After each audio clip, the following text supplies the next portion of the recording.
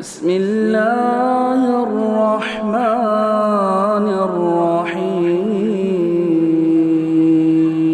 لقد كان في قصصهم عبرة لأولي الألباب ما كان حديثا يفترى ولكن تصديق الذي بين يديه وتفصيل كل شيء وهدى ورحمة لقوم يؤمنون. بسم الله الرحمن الرحيم وبه نستعين سبحانك لا علم لنا إلا ما علمتنا إنك أنت العليم الحكيم وصلى الله على نبينا محمد. قال الله تبارك وتعالى في حق أنبيائهم أولئك الذين هداهم الله فبهداه مقتدى. وقال تعالى وكلا نقص عليك من أنباء الرسل ما نثبت به فؤادك. وقال لقد كان في قصصهم عبرۃ لأولی الالباب. محترم حضرین، انبیاء کرام علیہم الصلاۃ سے متعلق بطور تمہید ایمان بالرسل کے کچھ ضروری معاملات کا تذکرہ جاری تھا اور کافی کچھ ذکر ہو چکا. ایک چیز جو ہمیں آخری کہ قصص الانبیاء کا سلسلہ ہم نے شروع کیا، یہ کرنے جا رہے ہیں، اس کی کیا وجہ ہے، کیوں کرنا ہے، چند نکات اس سلسلے کا ذکر کیا کریں گے. اس سے پہلے میں ایک بات پھر سے دہراؤں کہ انبیاء کرام علیہم السلام کو جو معصوم بنایا گیا تھا، ہمارے ایک دو صحابہ کچھ سوال کر رہے تھے تو میں اس کو دہرا رہا ہوں تھوڑی سی اور وضاحت کے ساتھ کہ وہ معصوم ہے کس معنی میں. معصوم جن کو بچا لیا گیا، محفوظ کر دیا گیا.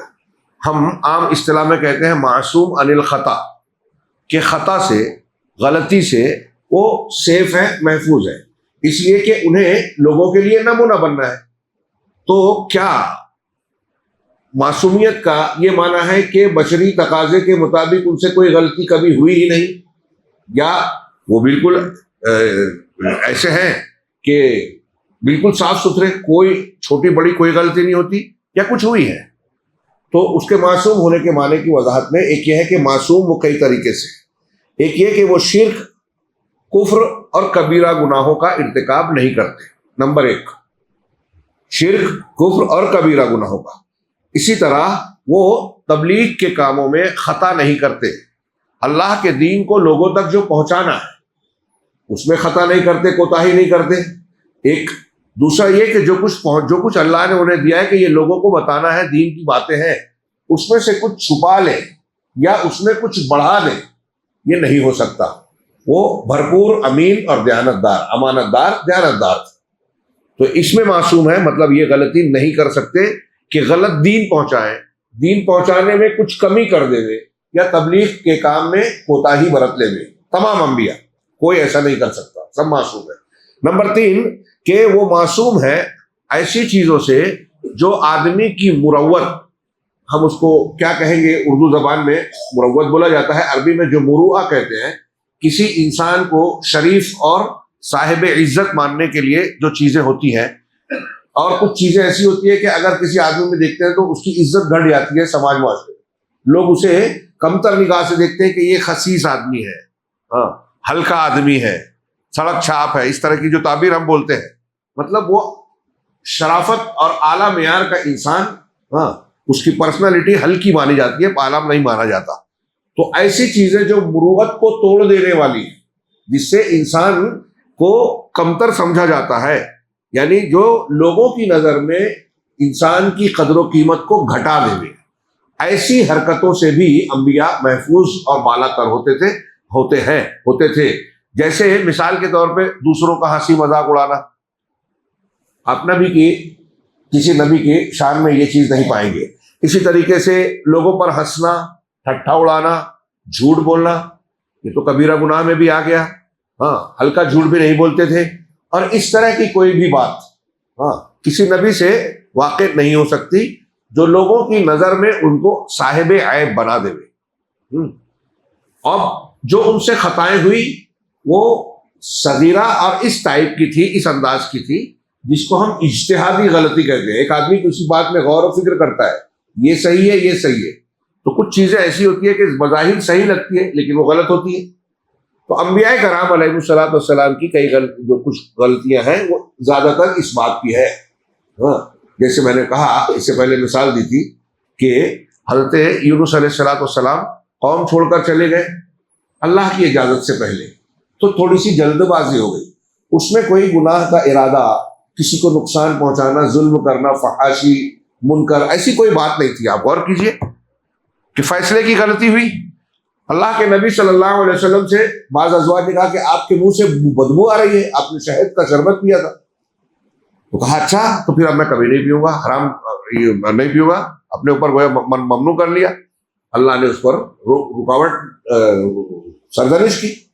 سورہ تحریم کی پہلی آیت، یا ایھا النبی لما تحرم ما احل اللہ لک، اے نبی آپ اس چیز کو کیسے حلال کرتے ہیں، حرام کر سکتے ہیں، کرتے ہیں جس کو اللہ نے آپ کے لیے حلال کیا. یہ نہیں ہو سکتا. تو آپ نے اپنی بات قسم کو توڑا. بعض لوگ ماریا قبطیہ اور ان کے واقعے کو جوڑتے ہیں، دونوں شان نزول میں موجود ہے.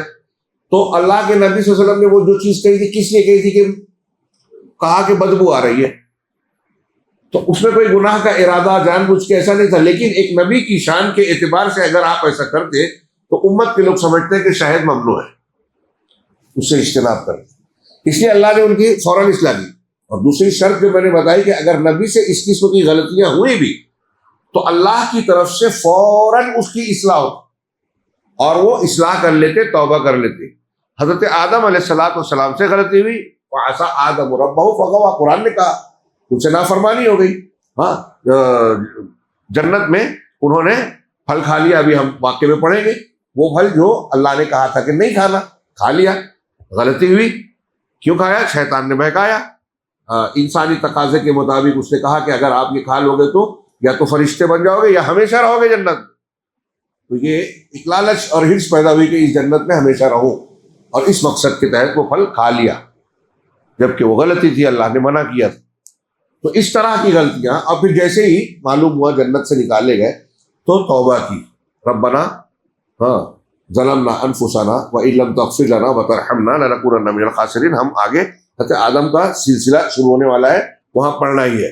تو یہ انبیاء کرام کی عصمت کا ذکر ہم نے کیا، اور اس میں میں نے کچھ واقعات کی طرف اشارہ کیا تھا جو ہمارے سامنے کتاب میں بھی اور دوسری کتابوں میں بھی درج ہے کہ یہود و نصارہ نے جو تحریف کی تو انبیاء کرام علیہ الصلوۃ والسلام کی طرف بھی ایسے واقعات منسوب کر دیے جو آج بھی کسی شریف آدمی کے لائق نہیں مانے جائیں. یعنی آج ہمارے سماج میں اگر کوئی آدمی وہ کام کر لے تو دنیا کہے گی شریف ہو ہی نہیں سکتا، اس کو بہت گھٹیا مانے گی، گنہگار مانے گی. ابھی اتنی برائیوں کے باوجود دنیا میں چل رہا ہے، امریکہ میں جو جیفری ایپسٹین کی فائل آ رہی ہے اور اس میں جن لوگوں کا نام آ رہا ہے، اب وہ کم سن بچوں اور بچیوں کے ساتھ جنسی زیادتی کے معاملات ہیں، اس میں اس کا الزام ہے. تو جن کا نام اس میں ہے، جن کا نہیں ہے، صرف اس سے تعلق آ رہا ہے. اس کے باوجود ان ملکوں میں جہاں شرم و حیا اور عزت نفس کی بات، شرافت کا معاملہ ابھی زندہ ہے، جو بے شرم ہے ان کا کوئی مسئلہ نہیں. ہاں وہاں استعفے ہو رہے ہیں صرف تعلق ہے اس فائل میں نام آ جانے پر، اور ان کو برا سمجھا جا رہا ہے. ابھی کل کوئی زبانی بتا رہا تھا مجھے کہ خبر یہ تھی کہ برطانیہ میں جو شاہی خاندان کا کوئی آدمی اسٹیج پر آیا تو وہاں کی ایک عام عورت نے وہاں اسٹیج پہ سامنے چیخ کر چلا کر کہا کہ آپ کے بھائی کا ایسا نام آیا ہے، آپ کس منہ سے جو ہے اسٹیج پر اس طرح آ سکتے ہیں. لوگوں نے سنا، مطلب اس پر اعتراض کیا جا رہا ہے. اس کو ہی نہیں، اس کے خاندان کو برا سمجھا جا رہا ہے، جبکہ یہ غلط ہے.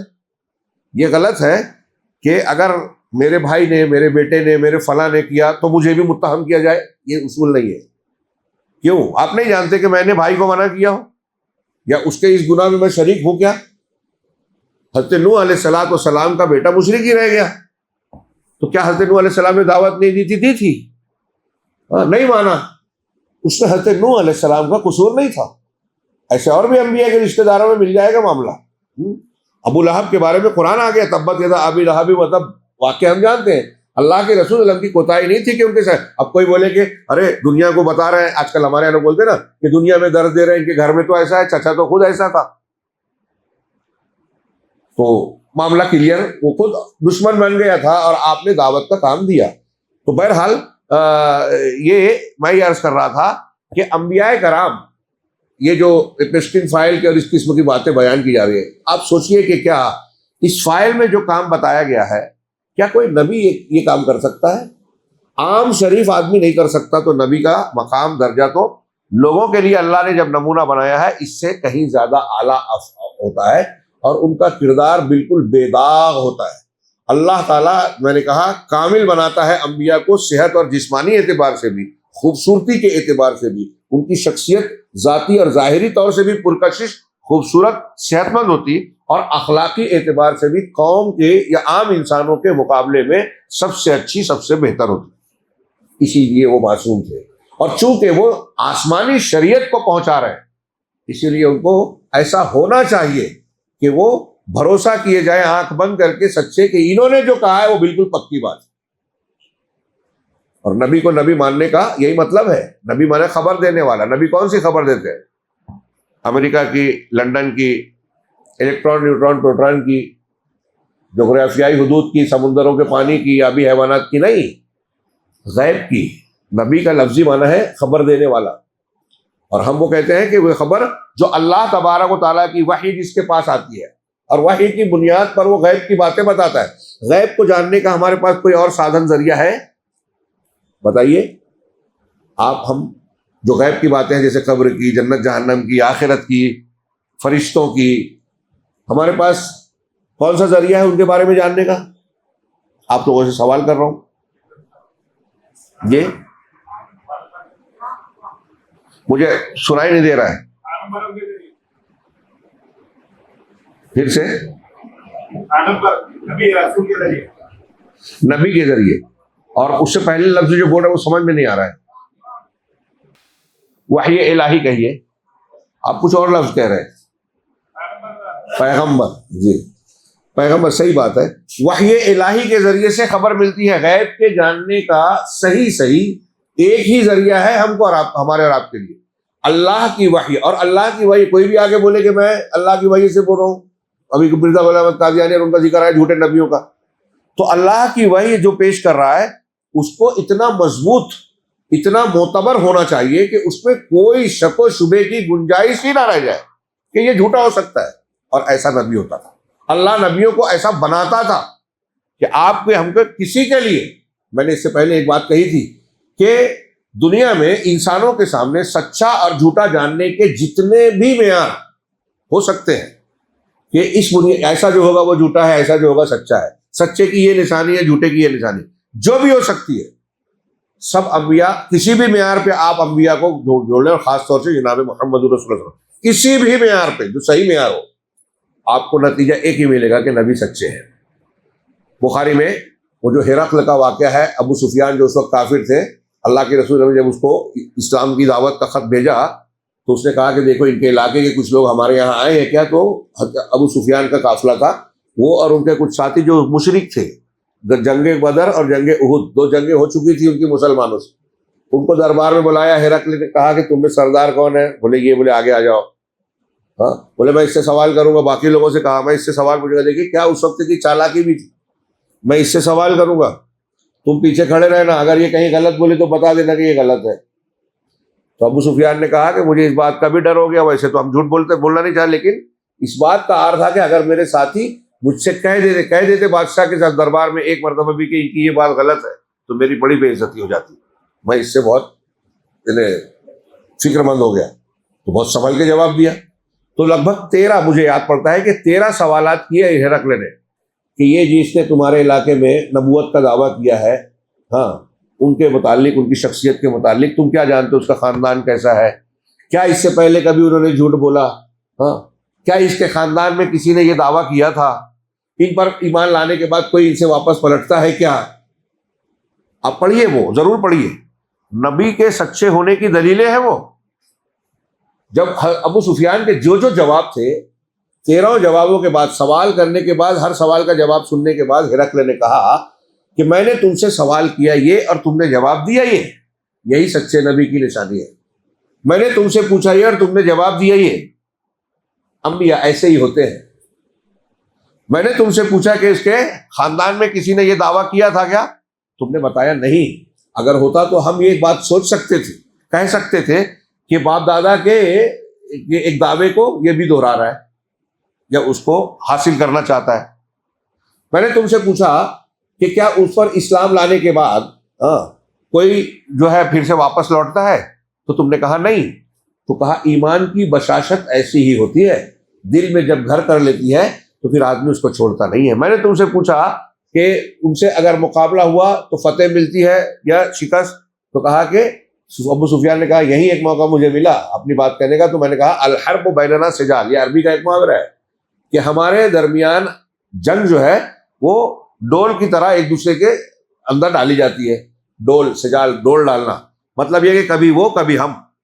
تو مطلب کیا؟ بدر میں وہ جیت گئے تھے، احد میں ہم نے ان کو جو ہے نقصان پہنچا دیا۔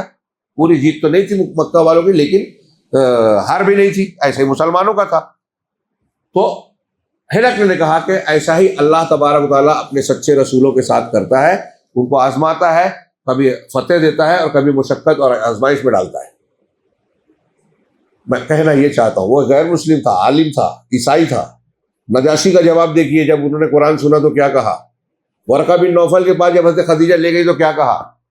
یہ ایک الگ باب ہے کہ اللہ تبارک و تعالیٰ انبیاء کے سچے نبی ہونے کی اتنی دلیلیں، اتنے پروف لوگوں کے سامنے پیش کرتا ہے کہ کوئی یہ نہیں کہہ سکتا کہ نہیں میری سمجھ میں نہیں آتا کہ یہ غلط ہے۔ ایک دیہات میں رہنے والا آدمی جس کو کچھ پڑھنا لکھنا نہیں آتا، وہ بھی آسانی سے جان سکتا ہے، کیونکہ وہ بھی دنیا میں جیتا ہے تو دیکھتا ہے نا کون سچ بول رہا ہے جھوٹ بول رہا ہے، تو اس کی جو سمجھ ہوتی ہے، لیول ہوتا ہے، اس پر بھی وہ اگر پرکھے۔ اب دیکھیے کہ اس زمانے میں نبی صلی اللہ علیہ وسلم سے جو ملا، جو پڑھا، آج کے زمانے میں سیرت نبوی اور اس کی تعلیمات کو جو بچہ جو جانتا ہے وہ بھی اسلام۔ میں نے شولہ پور میں ملا، میں آج بھی وہ یاد آ جاتا ہے، ایسی باتیں آتی ہیں۔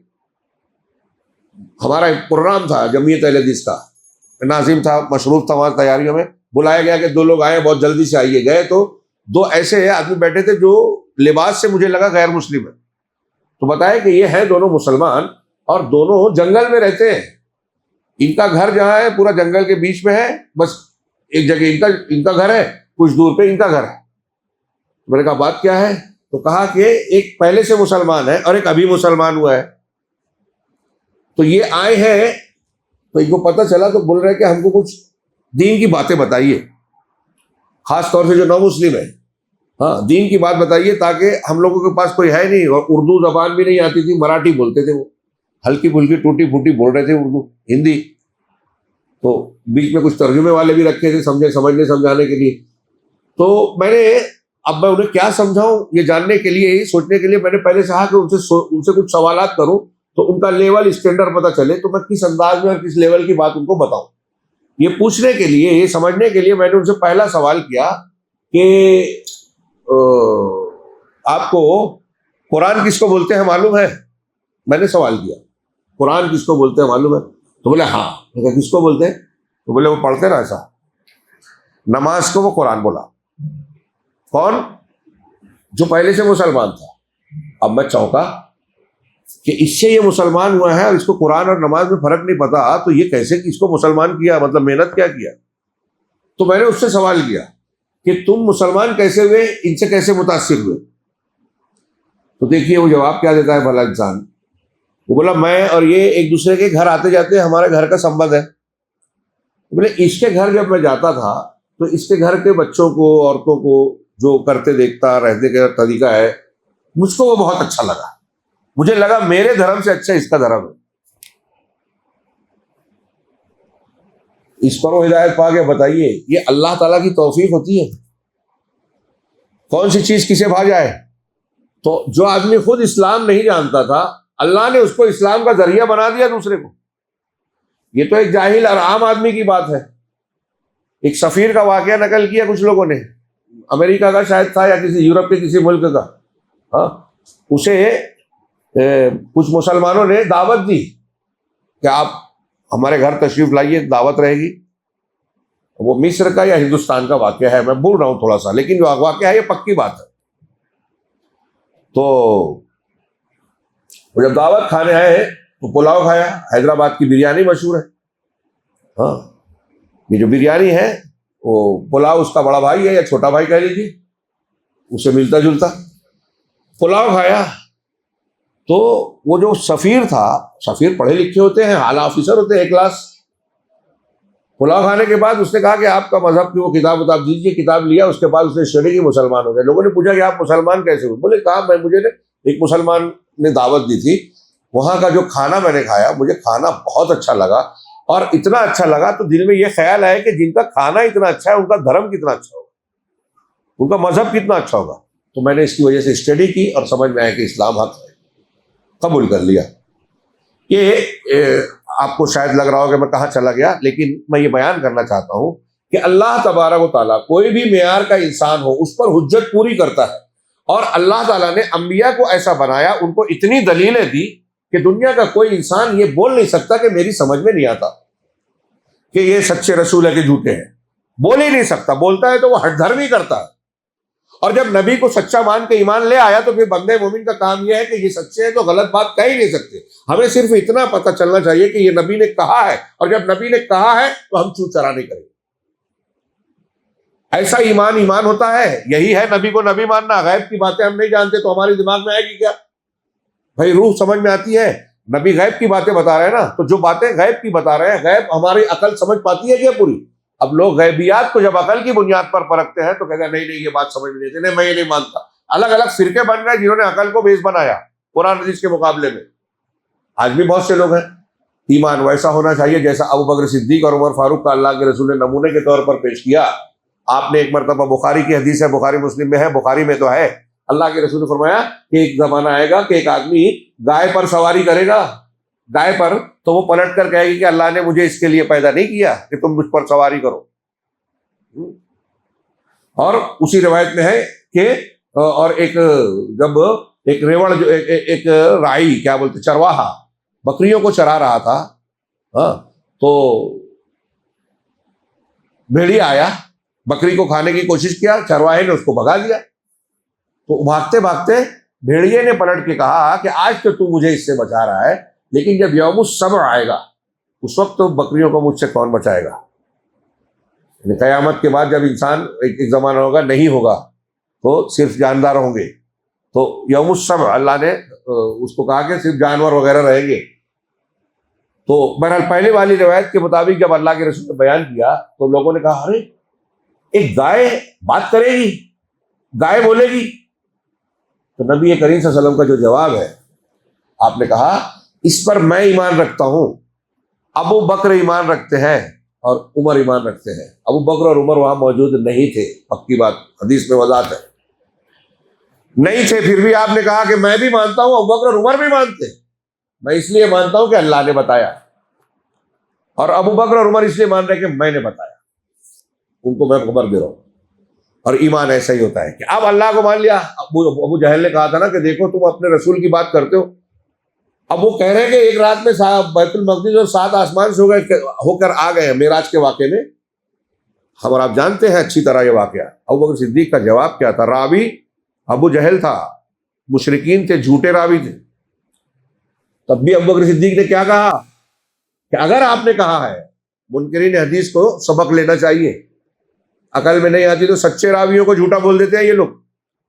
ابو بکر صدیق جھوٹے راویوں کو، مشرکین کو کہہ رہے ہیں کہ آپ لوگ جو کہہ رہے ہیں کہ رسول نے یہ کہا، اگر ایسا ہے تو میں اس پر ایمان رکھتا ہوں، میں تو اس سے بڑی بڑی بات مان چکا ہوں۔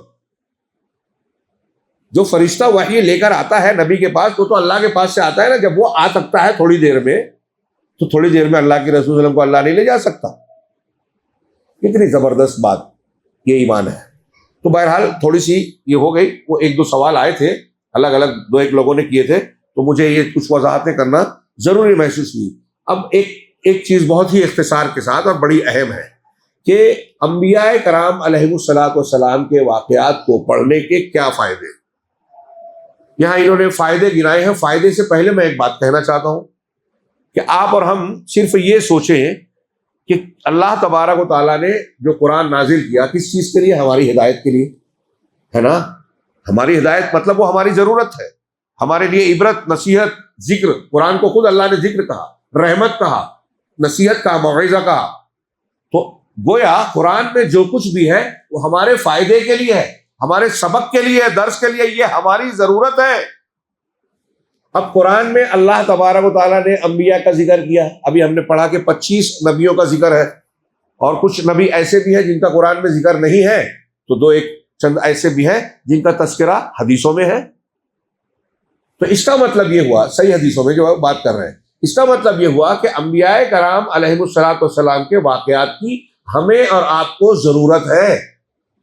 اللہ تبارک و تعالیٰ نے نمونے کے طور پر ہمیں پیش کیا، یہ ضرورت ہے۔ اس پہ ایک تھوڑا سا اندر جائیں پہلو میں، تو آپ ایک چیز کو نوٹ کیجئے، سائیکالوجیکل، ذہنی اور نفسیاتی طور سے انسانوں کا ایک مزاج ہے، کوئی کتنا بڑا بھی انسان ہو، آپ غور کیجئے، وہ اپنے لیے کوئی نہ کوئی آئیڈیل نمونہ ڈھونڈتا ہے۔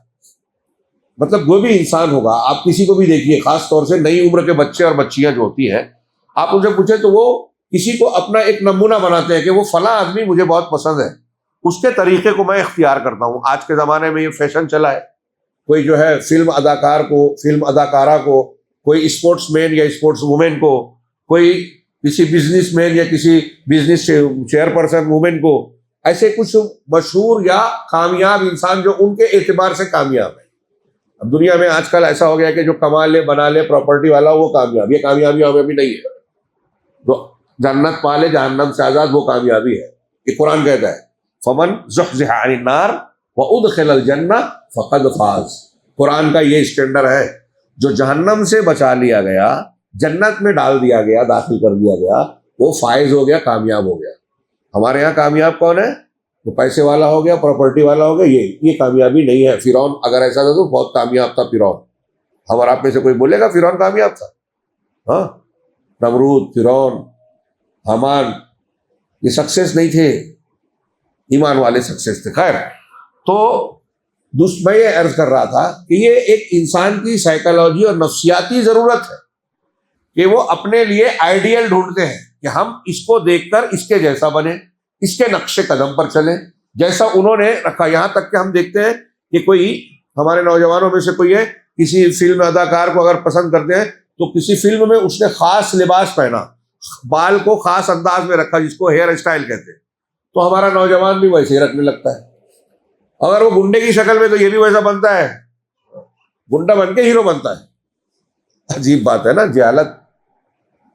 تو کپڑے، چال ڈھال، لباس، ہیئر اسٹائل، ہاں ہمارے یہاں خواتین کو میں نے محسوس کیا کہ وہ دیکھتی ہیں جو ہم دھیان میں نہیں دیتے، کان میں، گلے میں، فلاں میں کیا ہے، میچنگ کیسی ہے، اتنی باریکی سے وہ ایک دوسرے کو دیکھتی ہیں، اور پھر اسی طرح باریکی سے ایک دوسرے اپنے آپ کو سنوارتی بھی ہیں۔ تو ان کے یہاں بھی یہ دیکھیں فلاں نے اس تصویر میں وہ جو عورت ہے بہت ہی اچھی لگ رہی تھی، اس کے کان میں ایسے ایسے ڈیزائن کا تھا، فوٹو لے کے جائیں گی کے پاس کہ یہ ڈیزائن والا چاہیے۔ میں یہ بتا رہا ہوں کہ یہ جو حرکت ہے، یہ جو عمل ہے، یہ اس بات کو درشاتی ہے، بتاتی ہے کہ ہر انسان اپنے لیے کوئی نمونہ، کوئی آئیڈیل ڈھونڈتا ہے کہ جیسا اس نے کیا ویسا میں کروں۔ یہ ایک نیچرل ضرورت ہے۔ لہذا اللہ تبارک و تعالیٰ نے انسانوں کے لیے بطور نمونہ انبیاء کو پیش کیا۔ کیا آپ کو نمونہ چاہیے؟ آپ کو آئیڈیل چاہیے؟ ہاں، اگزامپل یا کیا بولیں گے، سمپل، کہ میں اس کے جیسا بنوں، اس کے جیسا کروں، اس کے جیسا رہوں، تو وہ آپ کے لیے انبیاء کی ذات ہے۔ قرآن نے جو میں نے بھی آیت پڑھی تھی شروع میں، سورہ انعام کی آیت ہے، اولئک الذین ھدی اللہ ھداھم اللہ، یہ وہ لوگ ہیں۔ انبیاء کا ذکر کرنے کے بعد اللہ نے کہا یہ وہ لوگ ہیں جن کو اللہ نے ہدایت دیا، ہدایت کا معیار بنایا۔ میں ان کو وضاحت کے ساتھ کہہ رہا ہوں، ترجمہ یہ ہے جن کو ہدایت دی، یعنی ہدایت کے اعلیٰ معیار پہ ہدایت کا اسٹینڈرڈ بنا دیا۔ تو اللہ نے کہا فَبِہُدَاهُ مُقْتَدِیٰ، لہٰذا ان کی ہدایت کی پیروی کرو، جیسے یہ تھے ویسے بنو۔ تو سارے انبیاء نمونہ ہیں بیسیکلی، اور نبی کریم صلی اللہ علیہ وسلم کی شریعت پورے اعتبار سے ہمارے لیے نمونہ ہے۔ لَقَدْ كَانَ لَكُمْ فِي رَسُولِ اللَّهِ أُسْوَةٌ حَسَنَةٌ، تمہارے لیے اللہ کے رسول صلی اللہ علیہ وسلم کی ذات میں اچھا یا بہترین نمونہ ہے۔ آپ سے اچھا نمونہ کوئی ہو سکتا ہے؟ نہیں۔ تو کس بات میں نمونہ ہے؟ ہر چیز میں نمونہ ہے۔ عقیدے میں نمونہ ہے، جیسا آپ کا عقیدہ ہم کو ویسے ہی آپ عقیدہ بنانا ہے۔ عبادت میں نمونہ ہے، جیسی آپ نے عبادتیں کی ہم کو کرنی ہے۔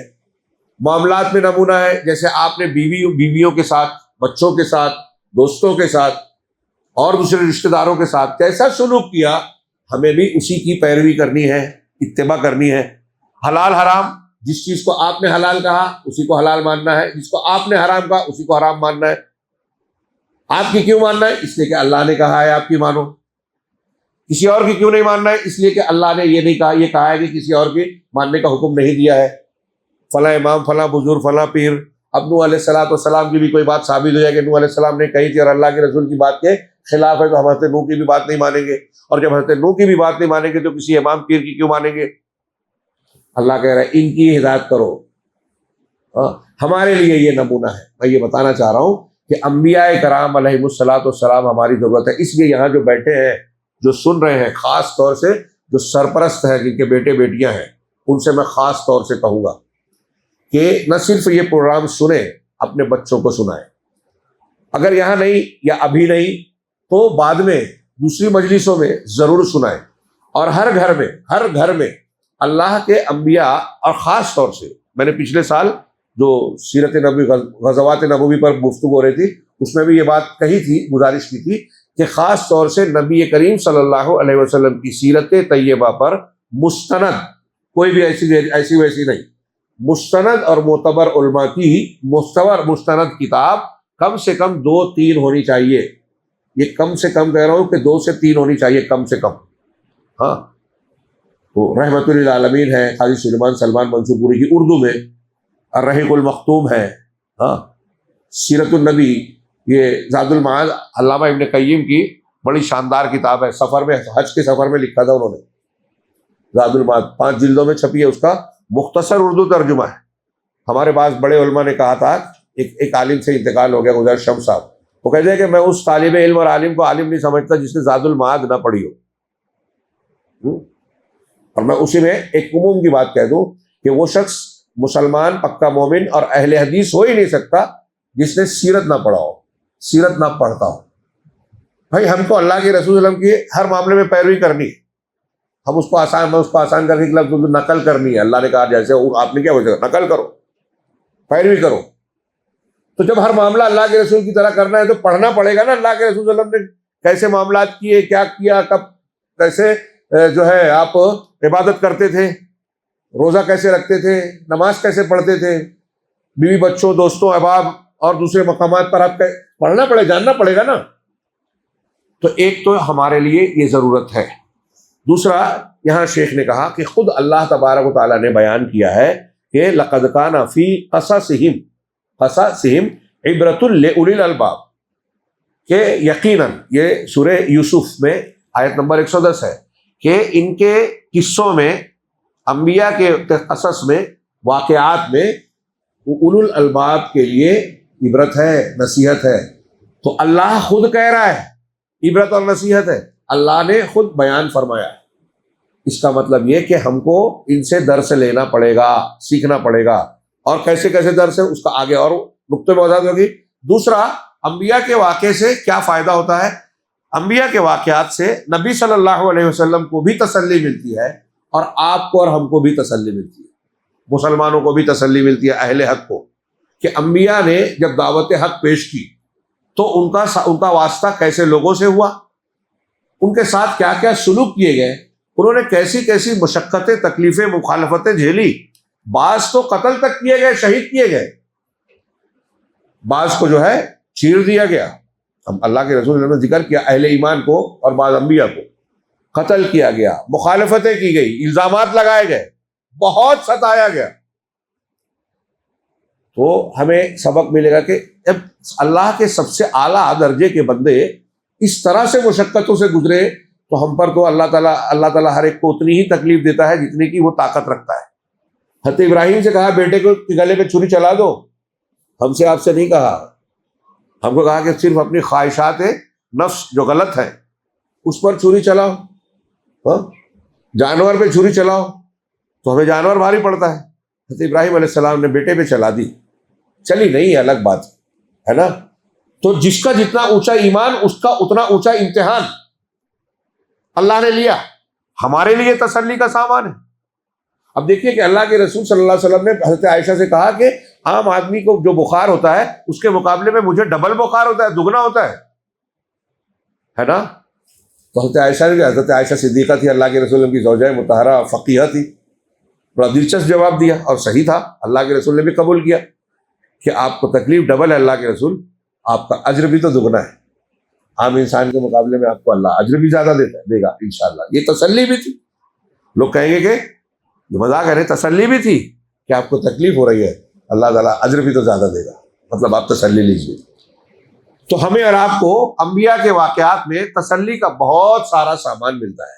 ہاں, اور نبی صلی اللہ علیہ وسلم کے لیے بھی, اللہ کے نبی کو جب قوم نوح, قوم بعض, اللہ کے رسول نے قرآن, اللہ تعالیٰ نے قرآن میں کہا فاصبر کما صبر اولو العزم من الرسل, آپ بھی ویسے ہی صبر کیجئے جیسے اولو العزم رسولوں نے, ہمت والے رسولوں نے, عزم والے رسولوں نے صبر کیا.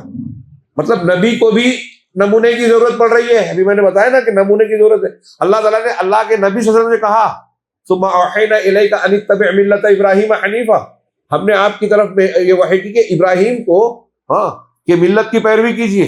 اللہ تعالیٰ نے سورہ ممتحنہ میں کہا لقد کانت لکم اسوۃ حسنۃ فی ابراہیم والذین معہ, کہ تمہارے لیے ابراہیم میں اسوہ حسنہ ہے اور ان لوگوں میں جو ابراہیم کے ساتھ تھے.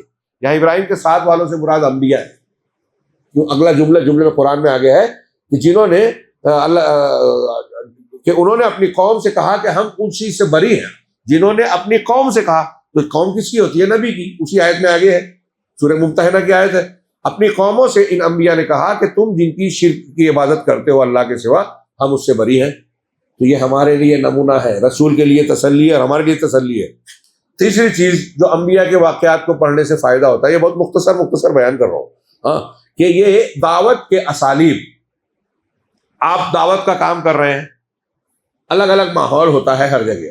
جیسے آپ حیدرآباد میں ہیں, دوسرے شہروں میں جائیں تو لوگوں کی سوچ, فکر, علم کا معیار الگ الگ ہے. شہر میں الگ رہے گا, گاؤں میں الگ رہے گا.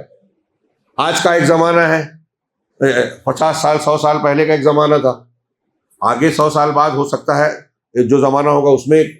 تو ہر زمانے کے لوگوں کے سوچنے سمجھنے کا انداز الگ ہوتا ہے, ماحول الگ ہوتا ہے, ترجیحات الگ ہوتی ہیں. کوئی کسی چیز کو ترجیح دیتا ہے, کوئی کسی کو. تو اس بنیاد پر آپ جب دیکھیں گے کہ اللہ تبارک و تعالیٰ نے کسی ایک دو نبی کی نہیں, 25 نبی کا ذکر کیا ہے, اور ان میں سے متعدد لوگوں کے لیے کے تعلق سے تفصیل بیان کی. سب سے زیادہ تفصیل حضرت موسیٰ کی ہے. اس کی کئی وجہ ہے, وہ جب حضرت موسیٰ کا تذکرہ آئے گا ہم اس میں انشاءاللہ جانیں گے. حضرت موسیٰ کی سب سے زیادہ تفصیل ہے, پھر حضرت ابراہیم علیہ السلام کی, پھر آپ کو اور بھی حضرت یوسف کا واقعہ بہت تفصیل سے ایک ہی سورہ مبارکہ میں ملے گا, بعض جگہ ہلکا ہے, حضرت سلیمان اور داؤد علیہ السلام کا. اب آپ ان کو جب پڑھیں گے غور سے تو آپ کو یہ نظر آئے گا کہ ہر نبی کے سامنے جو کافر تھے, مخالف تھے, مخاطب تھے, ان کا مزاج الگ الگ ہے. بہت اہم بات کہہ رہا ہوں. آپ کاروبار میں, دنیا کے معاملات میں, لین دین میں بھی یہ چیز محسوس کریں گے کہ ایک بیوپاری سے آپ بات کرتے ہیں, بیچنے والے سے, اس کا مزاج الگ ہے, دوسرا الگ ہے, تیسرا الگ ہے. تو ہر ایک کو ٹیکل کرنے کے لیے آپ اپنے دماغ سے کوشش کرتے ہیں کہ اس کو یہ پسند ہے, یہ ناپسند ہے, اس سے غصہ ہوتا ہے, اس سے خوش ہوتا ہے, تو اس کو اس کے حساب سے بات کیا جائے. یہ چیز جو ہم تجارت میں کرتے ہیں نا, اس سے زیادہ باریکی اور گہرائی سے دعوت میں کرنا پڑتی ہے نبی کو. دعوت سب سے مشکل کام ہے دنیا میں. آپ سوچئے, ہاں, ایک انسان کو جو مذہب وہ مانتا ہے, فرض کیجئے ایک مشرک ہے, کافر ہے, غیر مسلم ہے, اس کو جب ہم جا رہے ہیں کہ اسلام سچا مذہب ہے, کیا وہ ایسے ہی مان لے گا؟ آسان ہے. اس کے دماغ میں وہ جو دین کو مان رہا ہے, باپ دادا کا ماحول, باپ دادا کا اثر, اپنا ماحول, اپنے طور سے جو وہ پہلے سے عقیدت رکھتا ہے, یہ ساری چیزیں اس کے دماغ میں ہیں. اب جب وہ نبی کہہ رہا ہے, یا نبی کا ماننے والا کہہ رہا ہے کہ یہ اسلام توحید جو اللہ نے آسمان سے اتاری, صاف شفاف مذہب, یہ حق ہے, تو کوئی یوں ہی فوراً مان لے گا؟ وہ باپ دادا کی عقیدت, اپنے ماحول کی عقیدت, اپنے بزرگوں, پنڈتوں, پادریوں, علماء کی عزت, احترام, یہ سب وہ آپ کے 2 جملے میں نکال دے گا دماغ سے؟ نہیں. پھر پلس آپ جب محنت کریں گے تو شیطان بھی محنت کرے گا, وہ پلٹ کے آپ پر وار کرنے کی کوشش کرے گا, آپ کی دعوت کو غلط ثابت کرنے کی کوشش کرے گا, اپنی غلط کو صحیح ثابت کرنے کی کوشش کرے گا. یہ ہوتا ہے. تو یہ دعوت کے میدان میں یہ جو سب کچھ ہوتا ہے, مزاج کے فرق ہوتے ہیں, یہ آپ کو انبیاء کرام علیہ الصلوۃ والسلام کی دعوت میں نظر آئے گا. کہ حضرت موسیٰ نے جو پہلے سے عیسیٰ علیہ السلام کو ماننے والے لوگ تھے، پہلے سے دعوت کو، عیسیٰ علیہ السلام تو آپ کے بعد آئے، پہلے سے نبوت کو ماننے والے تھے، کچھ نبوتوں کو، ان کا اور کچھ چیزیں انحراف آ گیا، تو ان سے کیسے مخاطب ہوئے، انہوں نے کیا رد عمل کیا، کون سی چیز مانی، کہاں کہاں شرارتیں کی، سرکشی کی، مخالفت کی، ہیلے بہانے کیے، اور بہت سارے ان کی پوری سرگزشت میں حضرت موسیٰ کا آپ سب سے زیادہ تذکرہ پائیں گے بنی اسرائیل کا، اور پھر بنی اسرائیل ہے، پھر فرعون ہے، بادشاہ تھا، وہ قبطی تھے۔ حضرت موسیٰ کا تعلق ایسے قوم سے بھی ہوا جو پہلے سے ایمان والے تھے، اور ایسے لوگوں سے بھی ہوا جو ایمان والے نہیں تھے، دونوں تھے۔ نوح علیہ السلام کی قوم اللہ کو مانتی تھی، یہ وسیلے والا شرک کرتی تھی، بزرگان دین کو ماننے والا، تو کیسے انہوں نے جواب دیا، حضرت نوح نے ان کو کیسے دعوت دی، آپ اور ہم پڑھیں گا گہرائی سے۔ حضرت ابراہیم ابا کو دعوت دے رہے ہیں، قوم کو دعوت دے رہے ہیں، بادشاہ کے سامنے بول رہے ہیں، نمرود سے مناظرہ کر رہے ہیں، بتوں کو توڑا، کب لاسٹ اسٹیپ میں، پہلی اسٹیپ میں کیا کیا، سیکنڈ میں کیا کیا، کب کہاں کیا طاقت تھی تو کیا قدم اٹھایا۔ ہم اگر غور سے دیکھیں گے تو اس میں ہم کو اسلوب دعوت پتہ چلے گا۔ آپ یہ دیکھیں گے کہ حضرت ابراہیم کس سے مخاطب تھے، وہ کون تھا، تو دلیل کیا دی۔ آپ اپنے سامنے بھی دیکھیے کہ ہمارے سامنے کون ہے تو ہمیں دلیل کیسی دینی چاہیے۔ انبیاء کی دعوت کو جب آپ پڑھیں گے، ان کے واقعات کو، تو یہ سبق آپ کو بہت پیارا ملے گا، اور آپ کو مؤثر انداز ملے گا کہ آپ کہاں کون سی بات پیش کر رہے ہیں تو مخاطب اس سے متاثر ہوگا۔ انبیاء کرام کو پڑھتے وقت یہ دھیان رکھیے کہ حضرت موسیٰ جب فرعون سے بات کر رہے ہیں تو وہ بادشاہ ہے، اس سے کیسے بات کر رہے ہیں۔ حضرت موسیٰ علیہ السلام جب کسی عام قبطی سے بات کر رہے ہیں تو اس کو کیسا ہے، اس سے کیسے بات کیا حضرت موسیٰ علیہ السلام نے۔ جب قارون سے بات کی تو کیسے بات کی، حضرت خضر کے پاس گئے تو وہاں کیا گفتگو ہوئی، حالانکہ وہاں تو کفر اور دعوت کی بات نہیں تھی، سیکھنے سکھانے کی بات تھی، ہے نا۔ حضرت موسیٰ کے اس طرح زندگی کے مختلف پہلو دیکھیے، حضرت ابراہیم کے دیکھیے، دوسرے انبیاء کے دیکھیے، ہمیں بہت سبق ملے گا۔ اور صرف دین اور دعوت ہی میں نہیں، میں نے پھر سے اشارہ کیا، دنیا کے معاملات میں بھی دعوت، رشتہ داروں کو جو ناراض ہیں کیسے منانا ہے، کاروبار میں ہم کو کسی کو قریب کرنا ہے کیسے کرنا ہے۔ دعوت صحیح کرنے والا سب سے ذہین انسان ہوتا ہے، اس لیے کہ اسے لوگوں کی نفسیات اور دماغ کو پڑھنا ہوتا ہے کہ یہ کس چیز سے، میرے کون سے بات سے اور طریقے سے ناراض ہو جائے گا، مجھے وہ نہیں کرنا ہے۔ دعوت میں توحید کی دعوت سے برا لگے گا یہ تو طے ہے، لیکن ہمارا اخلاق اور رویہ ایسا کوئی بھی نہیں ہونا چاہیے جو مخاطب کو بھڑکا دے، ناراض کر دے، دور کر دے۔ ورنہ اللہ کے نبی صلی اللہ علیہ وسلم کے اخلاق میں کوئی کمی تھی، لیکن جب آپ نے توحید کی دعوت دی تو کفار مکہ آپ کے دشمن بن گئے، تو جو دعوت ہے وہ تو مخالفت ہوگی اس کی، لیکن ہمارا طریقہ کیا ہونا چاہیے۔ آپ انبیاء کے طریقے میں جب غور کریں گے تو آپ کو بہت پیارے پیارے سبق ملیں گے، اور یہ کرنا چاہیے۔ آج ہم محسوس کرتے ہیں کہ بہت سارے لوگ چھوٹی بڑی باتوں میں لحاظ نہیں رکھتے، کب کس کو تکلیف ہو رہی ہے، کیسے بات چیت کی جائے، کتنی دیر مریض کی عیادت کی جائے، کس سے کب سوال کرنا چاہیے، کب سوال نہیں کرنا چاہیے۔ آپ انبیاء کی دعوت میں یہ پائیں گے۔ اور انگریزی میں بولا جاتا ہے نا، the common sense which called common is not common, کہ فہم عامہ، کامن سینس جو کامن سینس کہا جاتا ہے وہ کامن ہے نہیں، سب کے پاس نہیں ہے، بہت کم لوگوں کے پاس رہتا ہے۔ لوگ غور ہی نہیں کرتے دوسرے کو کس بات سے ہماری تک، ابھی روز اعلان ہوتا ہے، یہاں روز اعلان ہوتا ہے۔ ہمارے خبر صاحب کل کر رہے تھے اعلان یہاں، پھر بولنے کے بعد دوبارہ کہ بھائی راستے میں آنے جانے کے راستے میں گاڑیاں کھڑی نہ کریں۔ چلیے جب جگہ نہیں ہے آپ نے لگا دیا، لیکن جب جگہ تھوڑی بن گئی ہے اور پتہ ہے کہ یہاں لوگوں کو تکلیف ہو رہی ہے، یہ کامن سینس ہے، آپ کو ابھارے گا کہ نہیں مجھے یہ نہیں کرنا چاہیے جس سے لوگوں کو تکلیف پہنچے۔ کتنا کم ہے یہ لوگوں میں، تو یہ آپ کی شخصیت کا معیار متعین کرتی ہے کہ آپ کتنے سوجھ بوجھ والے ہیں، دوسروں کا کتنا خیال رکھتے ہیں۔ اس سلسلے میں آپ دیکھیں گے کہ انبیاء کی دعوت میں بہت چھوٹی چھوٹی باتیں جس کو لوگ چھوٹی سمجھتے ہیں اس کو، اسی لیے وہ جو ایک کورس ہوتا ہے، شاید میں نے سیرت کے تعلق سے پچھلے سال بھی ذکر کیا تھا، پرسنالٹی ڈیولپمنٹ، شخصیت کو ترقی دینا، اپنی شخصیت کو اچھا بنانا، کہ کون سا کام کریں گے تو لوگ آپ سے متاثر ہوں گے۔ آپ کسی آفس میں جاتے ہیں تو آپ کیسے بات کریں کہ وہاں کا باس آپ کی طرف توجہ دے، یہ مارکیٹنگ میں بولا جاتا ہے۔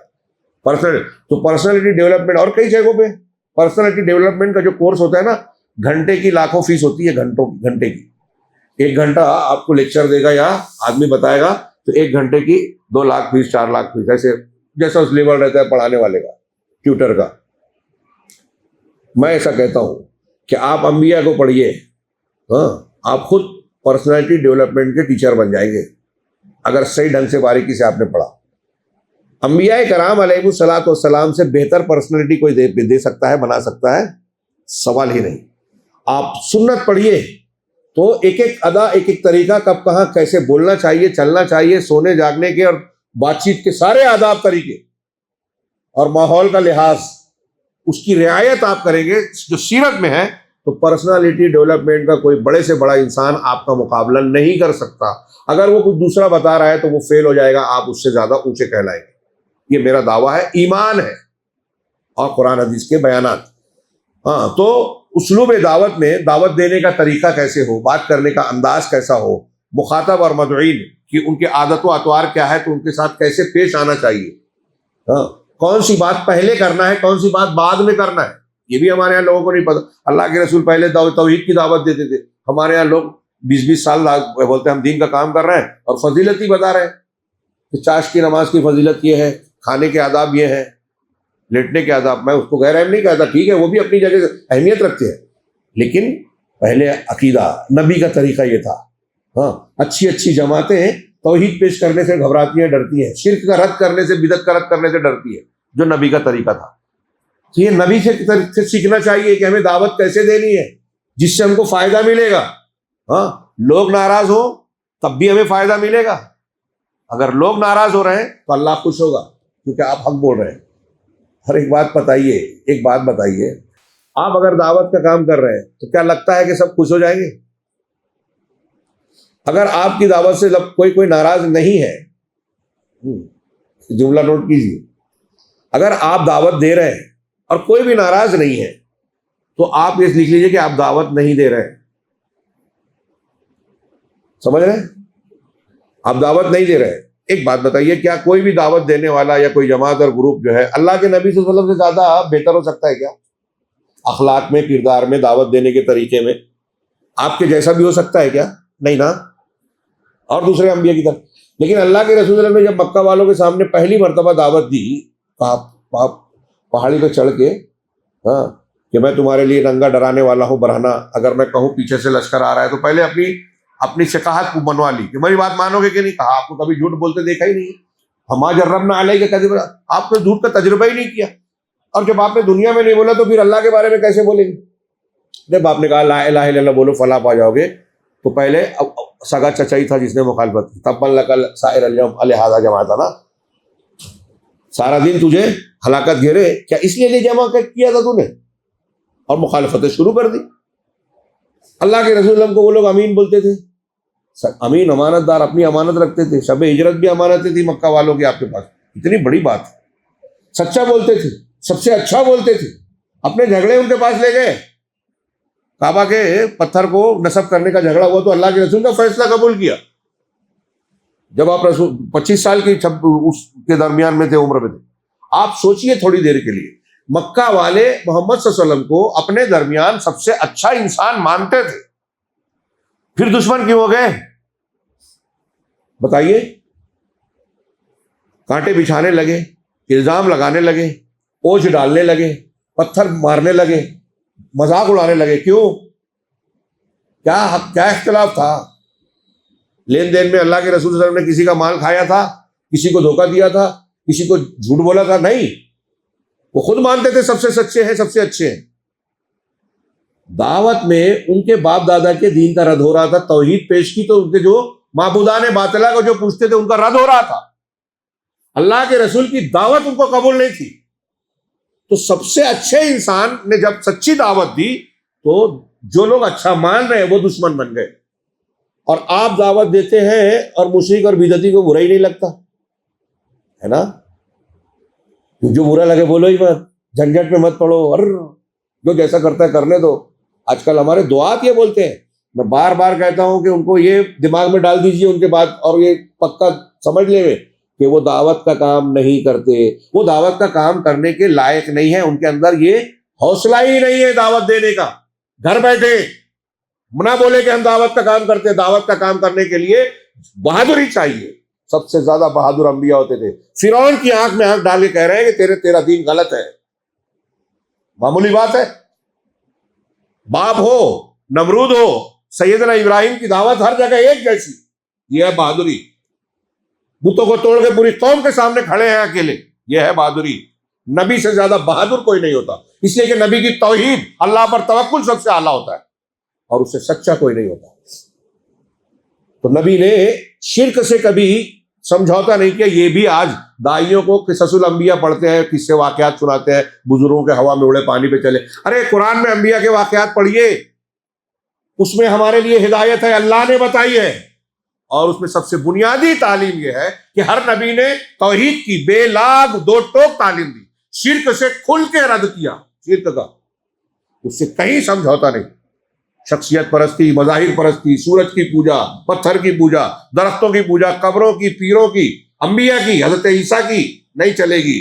صاف کہا، اس پہ مر جاؤ گے کبھی جنت میں نہیں جاؤ گے، ہمیشہ جہنم میں جلو گے، مر جاؤ۔ یہ کتنی کلیئر دعوت تھی، بیس تھی۔ اور ہمارے یہاں لوگ دعوت کا کام کرنے کی باتیں کرتے ہیں اور انبیاء کے اس کو چھوڑ دیتے ہیں۔ تو اب سوچئے کہ قصص الانبیاء پڑھنے اور ہمارے ماحول میں پڑھانے کی کتنی شدید ضرورت ہے۔ دعوت دینے والوں کو پڑھانے کی ضرورت ہے۔ پڑھتے ہیں، سنتے ہیں، مانتے نہیں ہیں۔ ہاں، یہ دو تین کر کے میں شارٹ میں ختم کروں۔ اسی طرح انسان انبیاء کے قصوں کو، واقعات کو جب پڑھتا ہے تو مصیبتوں میں صبر کرنے کا مادہ پیدا ہوتا ہے، مخالفتوں میں ثابت قدمی کا ہم کو حوصلہ ملتا ہے، اور زندگی کے مختلف مشکل حالات میں ہم کیسے اپنے آپ کو دین پر قائم رکھیں۔ انبیاء کرام کے واقعات کو پڑھنے سے ہم کو اس کی طرف روشنی بھی ملتی ہے، اس کا حوصلہ بھی ملتا ہے، ہاں، اس کی طاقت ملتی ہے، اور اپنے اندر صبر پیدا ہوتا ہے۔ آج دیکھیے کہ مسلمانوں پر طوفان، آفت، فلسطین میں ظلم و زیادتی ہوئی، ہمارے یہاں ہو رہا ہے، تو اس کا نتیجہ کیا نکل رہا ہے کہ کچھ مسلمان ڈھیلے ڈھالے اسلام سے پیچھے ہٹ جاتے ہیں، اپنے آپ کو مسلمان بولنے میں شرماتے ہیں۔ آج ہے ہندوستان میں ماحول ہے، ہاں، ٹی وی چینل پہ کوئی آتا کہا نہیں میں یہ نہیں ہے، وہ جاوید اختر جیسے لوگ، ٹھیک ہے میرا نام مسلمان ہے، مسلمان گھر کا ہوں، میں یہ نہیں مانتا، میں ہونے ہوتا، تمہارے گھر کا نہیں ہے دین، بابا کا بنایا ہوا نہیں ہے، وہ جو سمجھتا ہے جاہل ہے، وہ شہرت پانے سے، کچھ نغمات یا کچھ چیزوں میں کامیابی آنے سے کوئی آدمی اسکالر نہیں ہو گیا مذہبی اعتبار سے۔ تو ہمارے یہاں کچھ لوگ ایسے لوگوں کو نمونہ بنا لیتے ہیں کہ اللہ ہے ہی نہیں، میں نہیں مانتا تو نہیں مانتا، تو جاہل ہے تو سب جاہل ہو جائیں، اور لوگ ایسی جہالت کے ماننے والوں کے پیچھے جا رہے ہیں۔ تو یہ ماحول کی جو شدت ہے، مسلمانوں کے خلاف ایک نفرت ہے ہندوستان میں، اس کے نتیجے میں ہم دیکھتے ہیں کہ وہ مسلمان جو غیر مسلم سماج میں اکثریت کے بیچ رہتے ہیں، کالجوں میں، اسکولوں میں، شہروں دیہاتوں میں، ہاں، وہ کچھ نہ کچھ تنازل اختیار کر لیتے ہیں۔ کہیں کوئی مصلحت کی وجہ سے نہ کرنا الگ چیز ہے، لیکن یہ ظاہر کرنا یا اسلام کی کسی چیز کو چھوڑ دینا جسے ہم حق مانتے ہیں کہ نہیں میں نہیں مانتا، یا ایسا بن جانا، یہ قدم کے ڈگمگانے کی علامت ہے، ثابت قدمی کے خلاف ہے، صبر کے خلاف ہے۔ انبیاء کے واقعات اگر ہم پڑھائیں ان لوگوں کو تو حوصلہ آئے گا، جمے رہیں گے۔ اور ایک بات یاد رکھیے کہ جو لوگ نفرت کرتے ہیں، مخالفت کرتے ہیں، اگر آپ جمے رہیں گے، آپ کو لگتا ہے کہ آپ ڈھیلے پڑ جائیں گے تو یہ آپ کے بارے میں اچھے ہو جائیں گے، پولیس والے آپ خبری بن جائیں گے، مخبر بن جائیں گے، تو پولیس والے آپ پر احسان کرم کرنے لگیں گے؟ نہیں، آپ بھی پہلے ان کا شکار بنیں گے جب موقع ملے گا۔ محفوظ اللہ کیا، اگر آپ سچے ہیں، پکے ہیں، مخالف بھی آپ کی عزت کرے گا، کئی مقام پر مخالفت کرے گا لیکن عزت کرے گا، اور آپ بکنے والے منافق ہیں تو نہ مسلمان، نہ اپنے والوں میں عزت رہے گی نہ سامنے والے۔ ارے جب اپنے والوں کا نہیں ہوا تو ہمارا کیا ہوگا، بولتے ہیں نا۔ خیر، تیسری چیز، اس سے ایمان میں زیادتی ہوتی ہے۔ ہاں، اس سے واقعات ہم پڑھتے ہیں تو ہمیں بہت سی چیزیں معلوم ہوتی ہے، حوصلہ ملتا ہے، اور ہمیں یہ پتہ چلتا ہے کہ اللہ کے رسول، پیغمبر اگرچہ ستائے گئے، اگرچہ ان کو پریشان کیا گیا، قتل تک کیا گیا، اور ان کے ساتھیوں کو ستایا گیا، بظاہر کمزور تھے، سامنے فرعون ہے، موسیٰ علیہ السلام اتنے کمزور، نہتے اور لمبی غلامی والے، بیوی بچے عورتیں اس میں موجود ہیں، لیکن اللہ نے دریا میں راستہ دے دیا، یہ نکل گئے، فرعون آ رہا، لشکر آیا، ڈبا دیا اللہ نے۔ تو دنیا کی طاقتیں کچھ بھی ہو، ہم کو ایمان ملا کہ اگر ہم حق پر ہیں، سچ پر ہیں، تو اللہ ہمارے ساتھ ہے، اور جب اللہ ہمارے ساتھ ہے تو وقت کا کوئی بڑے سے بڑا فرعون ہو، ٹرمپ ہو، اس کی ساری ٹیکنالوجی ہو، زمین کے اندر گھس کر دھماکہ کرنے والے اس کے پاس بم کیوں نہ ہو، میزائل ہو، اگر اللہ ہمارے ساتھ ہے تو کوئی کچھ ہمارا بگاڑ نہیں پائے گا۔ اور اس میں ہمارے ایمان کی زیادتی ہوتی ہے اور اللہ پر توکل اور ایمان بڑھتا ہے. ہاں تو اس کی بنیاد پر آدمی کے دل کو اطمینان ملتا ہے. ہاں اور اسی طریقے سے جب ہم ان واقعات کو پڑھتے ہیں تو اللہ کے نبی صلی اللہ علیہ وسلم کی نبوت میں تاکید اور مضبوطی پیدا ہوتی ہے. کیوں کہ جب اللہ کے رسول نے بتایا نوح علیہ السلام کا واقعہ، عیسیٰ علیہ السلام کا، موسیٰ علیہ السلام کا قرآن میں اور حدیث میں، تو آپ تو امی تھے، ماضی کی خبریں آپ نے کہاں سے بیان کی؟ تو ایک درس ملتا ہے کہ یہ آپ کے حق ہونے کی دلیل ہے. یہود نصارہ نے اللہ کے نبی یا قرآن کے بارے میں کہیں یہ کہہ نہیں سکے کہ قرآن میں حضرت عیسیٰ کے بارے میں جو بیان کیا گیا ہے غلط ہے، موسیٰ علیہ السلام کے بارے میں جو واقعات ہیں وہ صحیح نہیں ہے، نوح علیہ السلام کے بارے کوئی کہہ نہیں سکا. اور جہاں کوئی ٹکرا ہوا بعد میں ان کو ماننا پڑا کہ ہاں یہی صحیح ہے. حضرت ابو کیا نام تھا غفاری، ابو ذر غفاری کے وہ جو تھے جو نجاشی کے دربار میں جنہوں نے تقریر کی تھی، ہاں یہ حضرت جعفر رضی اللہ تعالیٰ، جعفر طیار، حضرت جعفر رضی اللہ تعالیٰ نے جو تقریر کی، پڑھیے، وہ وقت زیادہ ہو گیا میں بات کو سمیٹوں، کہ انہوں نے سورہ مریم کی قرآن کی آیتیں پڑھی جس میں حضرت عیسیٰ کے، مکہ والوں نے نجاشی کو جو عیسائی تھے ان سے کہا کہ یہ تم حضرت عیسیٰ کو جو مانتے ہو یہ ان کی بے عزتی کرتے ہیں مسلمان. تو حضرت نجاشی نے پادریوں کو بھی بلایا، اپنے پاس بٹھایا، اور تھے ان کے دربار میں رہتے تھے، اور مسلمانوں کو بلایا اور بولا حضرت عیسیٰ کے بارے میں تم کیا کہتے؟ تو حضرت جعفر نے رضی اللہ عنہ نے وہ سورہ مریم کی آیتیں پڑھی جس میں اللہ نے حضرت عیسیٰ کے بارے میں بیان کیا ہے. جب وہ قرآن پڑھے تو وہاں نجاشی اور جو پادری تھے وہاں موجود سب رونے لگے، آنکھوں سے آنسو جار ہوئے قرآن سن کر. مسلمان نہیں تھے. اور پھر سننے کے بعد نجاشی اپنے تخت سے اٹھے، زمین پر اٹھے اور ایک تینکا اٹھایا اور کہا کہ یہ جو تم نے کلام پڑھا ہے حضرت عیسیٰ علیہ السلام کے بارے میں جو اس میں بیان کیا گیا ہے، حضرت عیسیٰ اس بیان سے اتنا بھی زیادہ اور اتنا بھی کم نہیں تھے، ویسے ہی تھے جیسے کہا گیا. جاؤ میری سلطنت میں تم کو کوئی نقصان نہیں پہنچا پائے. مولانا ابوالکلام آزاد لکھتے ہیں کہ نجاشی کے بارے میں کہتے ہیں کہ وہ آریوسی عیسائی تھا. آریوس ایک شخص گزرا ہے عیسائی تاریخ میں جو صحیح تعلیم حضرت عیسیٰ کو اللہ کا بیٹا ماننے کا رد کرتا تھا. عیسائی ہوتے ہوئے ان سے مناظرے کیے، حضرت عیسیٰ کو اللہ کا بندہ کہتا تھا، جو الہ کہتے تھے، اللہ کا بیٹا کہتے تھے، ان کا رد کرتا تھا. آریوس توحید والا تھا. تو کہتے ہیں کہ وہی تھا. بہرحال اس سے ہم کو تسلی ملتی ہے اور اس سے یہ پتہ چلتا ہے کہ اللہ کے نبی صلی اللہ علیہ وسلم سچے رسول ہیں. یعنی آپ کی نبوت کی اور تائید ہوتی ہے کہ پچھلے نبیوں کی تائید آپ کو ہو رہی ہے اور آپ کی تائید پچھلے نبیوں کی ہوتی ہے. اور اللہ کے رسول صلی اللہ علیہ وسلم قرآن نے کئی جگہ کہا ان واقعات کو نقل کرتے ہوئے حضرت مریم کا، حضرت عیسیٰ کا، کہ ذالک من انباء الغیب، غیب نوحیہ الیک، یہ غیب کی خبریں ہیں جو ہم آپ کی طرف وحی کر رہے ہیں. وما کنت لدیہم اذ یلقون اقلامہم ایہم یکفل، آپ ان کے پاس نہیں تھے جب وہ اپنے قلم ڈال رہے تھے قرآن اندازی کرنے کے لیے کہ زکریا ایہم یکفل مریم کی کفالت کون کرے گا. وما کنت لدیہم اذ یختصمون، نہ آپ ان کے پاس تھے جب وہ جھگڑ رہے تھے. یہ سورہ آل عمران کی کا واقعہ ہے. اسی طرح سورہ یوسف کا واقعہ ہے کہ ذالک من انباء الغیب نوحیہ الیک، یہ غیب کی خبریں ہیں جس کو ہم آپ کی طرف وحی کر رہے ہیں. اور اسی طریقے سے آخری دو اور انہوں نے فائدے بیان کیے. 7ویں نمبر پر ہے معرفت و کمال شریعہ، شریعت کے کمال کی معرفت. کہ بندہ جب انبیاء کرام علیہ السلام کے واقعات اور قصوں کو پڑھتا ہے تو شریعت کے کمال کو جانتا ہے، کہ کس طریقے سے اللہ نے پہلے کی شریعتوں کو بیان کیا تھا اور ہم کو جو دین دیا اللہ نے وہ کس طرح سے مکمل ہے، ایڈوانس ہے. میں لفظ استعمال کر رہا ہوں آج کے سمجھنے کے لیے. اور اسلام ہر زمانے میں کتنی بھی ٹیکنالوجی کے آگے بڑھ جائے، سب سے ترقی یافتہ مذہب یہی ہے اور رہے گا قیامت تک، کیونکہ انسانی ضروریات اور ترقیات سے کوئی چیز سے ٹکراتا نہیں ہے. جو ٹکرانے کی بات کرتے ہیں وہ جہالت کی بات کرتے ہیں. بہرحال تو اس سے ہم کو تسلی ملتی ہے کہ ہماری شریعت پچھلی شریعت، کیونکہ پچھلے انبیاء میں سے بہت سارے لوگوں کو دین کی تفصیلی احکامات نہیں آئے، اس لیے کہ قوم نے مانا ہی نہیں تھا توحید کو، اور بعض اسباب ہیں. تو ہماری شریعت سب سے کامل، مکمل، زندگی کے ہر معاملے کو گھیرنے والی. اس سے پہلے کی شریعتوں میں یہ خوبیاں آپ کو نہیں ملے گی، اس لیے کہ اس کی نوبت نہیں آئی. اور آخری بات کہ اس بات کا بھی پتہ چلتا ہے کہ انبیاء کرام علیہ السلام کے واقعات جب ہم پڑھتے ہیں تو معلوم ہوتا ہے کہ آدم سے لے کے اور نوح علیہ السلام سے لے کر جناب محمد رسول اللہ صلی اللہ علیہ وسلم تک تمام انبیاء کرام علیہ الصلوۃ والسلام کی تعلیم بیسک اور بنیادی طور پہ ایک تھی. عقیدے نہیں بدلے، اللہ پر ایمان، توحید، آخرت پر ایمان، فرشتوں پر ایمان، ان میں کوئی تبدیلی نہیں. ہاں لیکن شریعت و منہاج میں بعض احکام مسائل میں فرق ہوا، کبھی کبھی ضرورت کے تحت ہوا.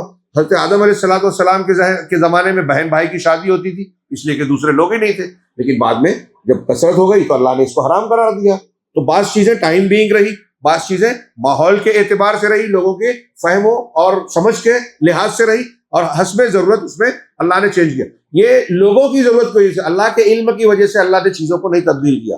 یہ ہمارے فائدے کے لیے، ہمارے امتحان کے لیے. اور جیسا کہ میں نے کہا کہ ایک گزرا کہ یہ تسلی کے لیے یہ قرآن نے خود کہا کہ وَكُلًّا نَقُصُّ عَلَيْكَ مِنْ أَنبَاءِ الرُّسُلِ مَا نُثَبِّتُ بِهِ فُؤَادَكَ، کہ ہم رسولوں کی خبریں، میں نے یہ بات بیان کی تھی لیکن دلیل نہیں بیان کی تھی اس لیے دہرا رہا ہوں کہ ان میں سے ہر ایک کا رسولوں کی خبریں ہم آپ پر بیان کر رہے ہیں تاکہ ایسی چیز مَا نُثَبِّتُ بِهِ فُؤَادَكَ جس سے ہم اپنے آپ کے دل کو جما دے، مضبوط بنا دے. یہ چند فوائد اللہ کے نبیوں کے قصوں کو پڑھنے سننے کے ہم نے پیش کیے یا سنے ہیں. ہاں اگر سے بعض حضرات شاید محسوس کر رہے ہوں گے کہ ہمارا جو قصص الانبیاء ہے وہ شروع ہونا ہے، لیکن قصص الانبیاء جو ہمیں پڑھنا ہے اس میں ہمیں یہ چیزیں جو بنیادی طور سے عقیدے کی اور اصولوں کی معلوم پڑی ہے، یہ معلوم ہونے کے بعد اگر وہ پڑھے تو میں یہ مانتا ہوں اور آپ بھی محسوس کریں گے کہ تب زیادہ فائدہ ہوگا. ورنہ ہندوستانی مزاج ہمارا جو بنا ہوا ہے کہ واقعات کو قصے کہانی کی طرح سنتے ہیں، حکایتیں ہیں. آج کل بہت مقبول ہیں وہ لوگ، فلاں بزرگ ایسے تھے، فلاں صاحب ایسے تھے اور وہ ویسے تھے. اس میں کیا سبق ہے اس سے لینا دینا نہیں، بس یہ کہ کچھ حیرت انگیز بات، اچنبے کی بات، عام واقعات جو تھے اس سے ہٹ کے تو لوگوں کو اس میں مزہ آتا ہے. یہ کہانی قصے کی نفسیات ہے. انبیاء کے واقعات میں ہم کہانی قصے کی طرح نہیں سنتے، بلکہ اس پر ایمان رکھتے ہیں کہ اس سے ہمارا دین ہم کو مل رہا ہے، دینی رہنمائی مل رہی ہے، ہدایت اور گمراہی کا پتہ چل رہا ہے. پھر ایک اس میں ایک فائدہ یہ بھی بیان کرنا چاہیے تھا، رہ گیا کہ نبیوں کو ماننے والوں کا انجام کیا ہوتا ہے، نبیوں کو نہ ماننے والوں کا انجام کیا ہوتا ہے. اور آج ہم دیکھ رہے ہیں کہ فرعون بہت بڑا بادشاہ تھا، لیکن ہم میں سے کوئی ہے یا دنیا میں کوئی ہے جو فرعون کی تعریف کرتا ہو. موسیٰ علیہ السلام فرعون کے سامنے بظاہر کمزور تھے. یہ ہر نبیوں کے سامنے مخالف جو ہے نظر آ رہا ہے. کہاں چلے گئے؟ قوم کے لوگ اپنے آپ کو بڑا سمجھتے تھے. پہاڑوں کو تراش کر جن لوگوں نے گھر بنائے، اللہ نے ذکر کیا، ان کو کون یاد کرتا ہے؟ ان کا پہاڑ آج بھی نشانی ہے، لیکن کوئی ان کو اچھا بولتا ہے. لیکن جو انبیاء کرام ہیں، انبیاء کو ماننے والے ہیں، ان کے لیے آج بھی مسلمان یا اہل ایمان، یہاں تک کہ اہل کتاب جن کو مانتے ہیں، وہ بھی جب ذکر کرتے ہیں تو ان کو دعا دیتے ہیں. تو یہ بھی ہم کو تسلی ملتی ہے ان واقعات کو پڑھنے سے کہ اچھوں کا انجام کیا ہوتا ہے، بروں کا انجام. اور جن کا دنیا میں اچھا انجام ہوا بعد میں بھی اچھا ہوگا، جن کا دنیا میں برا انجام ہوا بعد میں بھی برا ہوگا. اللہ تعالیٰ سے دعا ہے کہ وہ ہمیں ان دروس و اسباق سے اپنی زندگی میں روشنی پھیلانے اور عبرت و نصیحت لینے کی توفیق عطا فرمائے. اللہ نے انبیاء کرام علیہ الصلوۃ والسلام کے قصے اور واقعات جن مقاصد کے تحت بیان کیے ہیں، ان میں جو ہدایات ہیں اسی کو مسجد کے ذمہ داروں نے جو یہ پروگرام رکھا ہے اس ماہ مبارک میں کہ اسے بیان کیا جائے. ظاہر سی بات ہے کہ وہ سب اور ساری تفصیلات نہیں آ پائے گی. جو کچھ آتی ہے پروردگار اسے ہمارے لیے نفع بخش بنائے، مفید بنائے اور ہمارے مقصد کو پورا کرے. وآخر دعوانا الحمدللہ رب العالمین.